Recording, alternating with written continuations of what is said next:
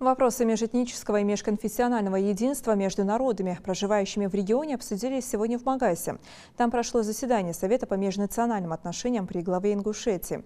В руководство Миннации, а также Коммолодежи был представлен подробный отчет о работе, проделанной ведомствами в этом направлении. Глава Ингушетии обратил внимание присутствующих на то, что в первую очередь толерантность и доброжелательность надо воспитывать с детства. Не менее важно сохранять и национальную идентичность. Человек должен знать, кто он, откуда, кем были его предки, какой они веры, знать историю народа и его заслуги, обычаи и традиции. Поняв ценность этих знаний, он начинает уважать самобытность других народов, считает Кариматов. Руководитель Миннации Руслан Мизеев в ходе заседания доложил, что ведомство проводит большую комплексную работу по информационному сопровождению мероприятий, направленных на поддержание межнационального и межконфессионального мира и согласия.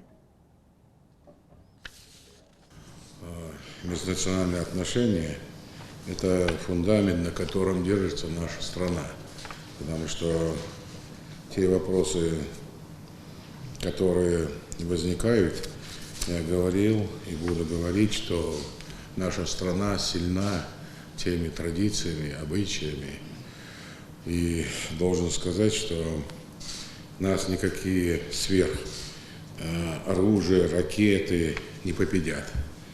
Нас ослабит только разногласия. Мы все разные, но мы едины.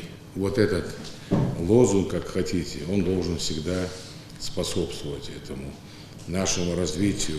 Мы должны, наоборот, увеличивать и чтобы расширять наши диаспоры, которые у нас есть, и поддерживать мир и согласие. Мы должны поддерживать и общенациональные наши праздники.